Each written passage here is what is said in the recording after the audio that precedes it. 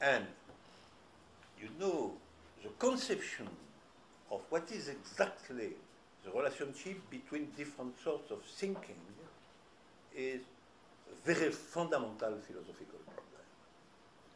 Relationship between physics and biology, relationship between mathematics and physics, relationship between mathematics and economy, and so on.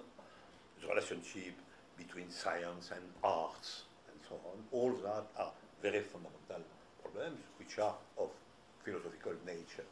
We can construct that sort of problem only in conceptual framework of philosophical nature. It is why it's me, a philosopher, who is speaking today, in fact, concerning, finally, the relationship between Lacan and philosophy. But the question of relationship between Lacan and philosophy is a philosophical question.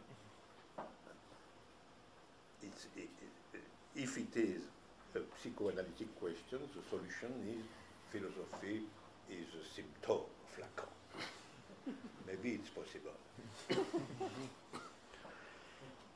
Now, can one attempt a direct comparison of psychoanalysis and philosophy? The question, which is formally common to both philosophy and psychoanalysis, is certainly the question of truth. We can say without difficulty that truth is a philosophical concept, naturally. Maybe the most important philosophical concept from the very beginning of philosophy. But we know that from Freud to Lacan, truth is also a psychoanalytic concept. The truth in the cure, in the psychoanalytic cure, the question is the question of the truth of the subject, the true desire of the subject, the true object of the desire of the subject, and so on. So we go in a cure from appearance to truth, from imaginary to the real, and so on. And if philosophy, in its more classical definition, is the search of truth, maybe the definition of psychoanalysis is the same. It's also the search for truth, the subject. So the question which is formally common to both philosophy and psychoanalysis is without doubt the question of truth. And one can put it in this way: how does the truth touch the real? What is the point where we can say that the truth is really a truth of or for the real, and not an imaginary construction or an empty symbolism? For example, a quotation of Lacan in 1975,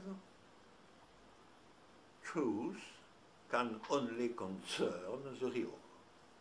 Truth can only concern the real. You read this sentence. Is it a psychoanalytic sentence? Is it a philosophical sentence? We cannot decide, you see. Truth can only concern the real. Actually, after that, we have to interpret the notion of the real in this relation to symbolic and imaginary and so on. But if you read the sentence, it's naturally a point where we cannot separate psychoanalysis and philosophy. And it's very often the case when the question is a question of truth. That is why I say that is really the common point of psychoanalysis and philosophy. Psychoanalysis as a thinking, I repeat.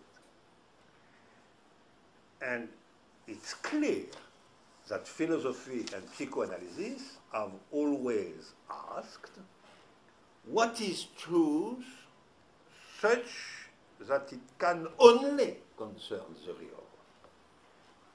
What is, in fact, the true truth? What is the truth of truth? Something like that.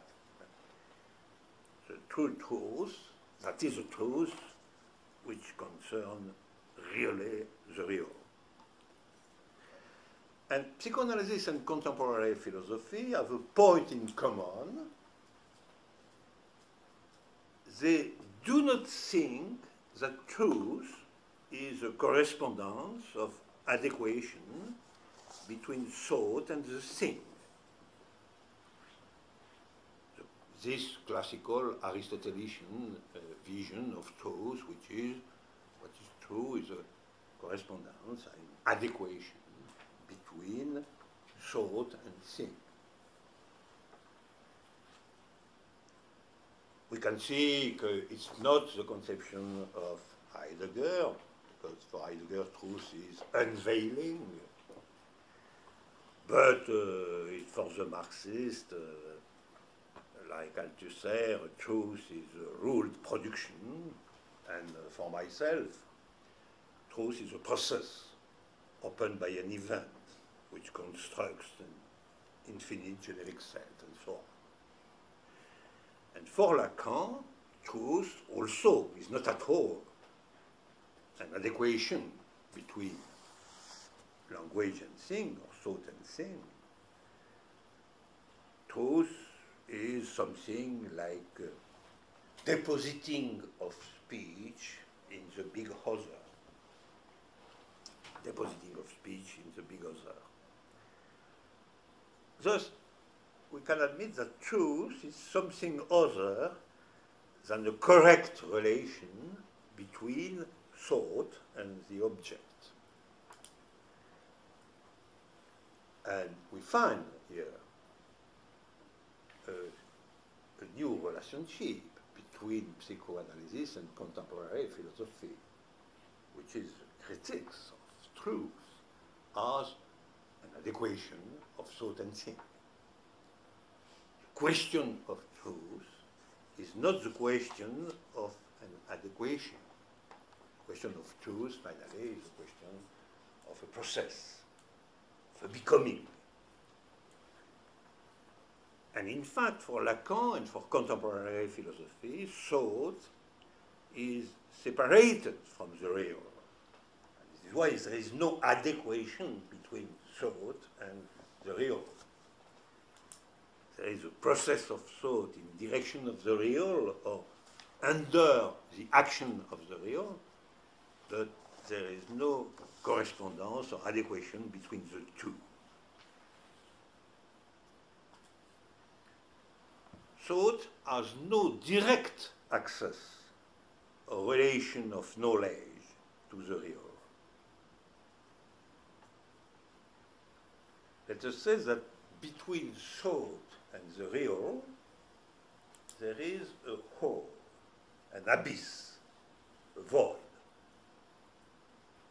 The truth is, first of all, the effect of a separation, of a loss, of a voiding, and not of a positive correspondence or adequation.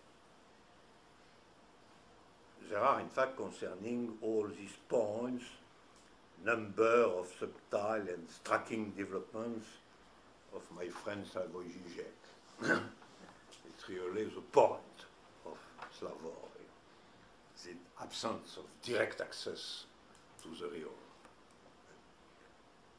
He has a sort of genius to show how a subject encounters its real by the mediation of its proper void. And he demonstrates that very often philosophical theory is only a variation of this point. That the disruption, the rupture between thought and the real is the question of the presentation of a void. For Hegel, for example, for Hegel, the true philosophical master Zizek, the absolute truth is in fact the final presentation of its proper disappearing. At the end you have the absolute truth, but the absolute truth is also the disappearing of itself as the final resolution of all the process. The absolute absolves itself of its proper absoluité. L'absolu s'absout de sa propre absoluité. But we can also show that for Heidegger, truth is in the structure of forgetting. The history of truth is that of the forgetting of being. And for me, a truth begins by an event, but this event has always disappeared or been abolished. And there will be never a true knowledge of the event as such, because the event is a necessity for truth, but there is no truth of the event itself. So the event is the real and absent cause of a truth. And for Lacan, what founds truth is the other, the big other, but as a whole in knowledge, as a void in knowledge. For example, 1973, there is a hole there, and that hole is called the other. The other as place where speech, by being deposited, founds truth. So truth is in relationship to the whole and deposition, and that is really all sorts of possible names for the original separation between thought and the real of thought. So philosophy and psychoanalysis elaborate the same question: what is the thinkable relation between truth and the void,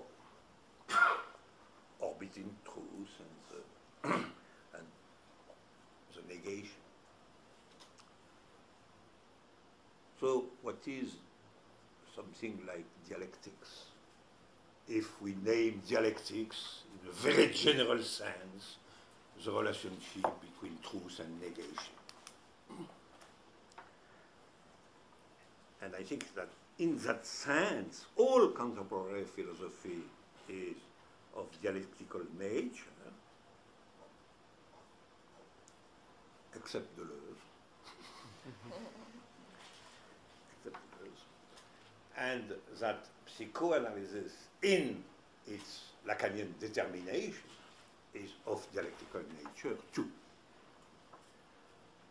And maybe the great discussion in contemporary philosophy is the discussion between the idea that we must transform the dialectical thinking and the idea that we must go beyond the dialectical thinking and find a conception of truth which is without relationship to negation at all, which is completely affirmative.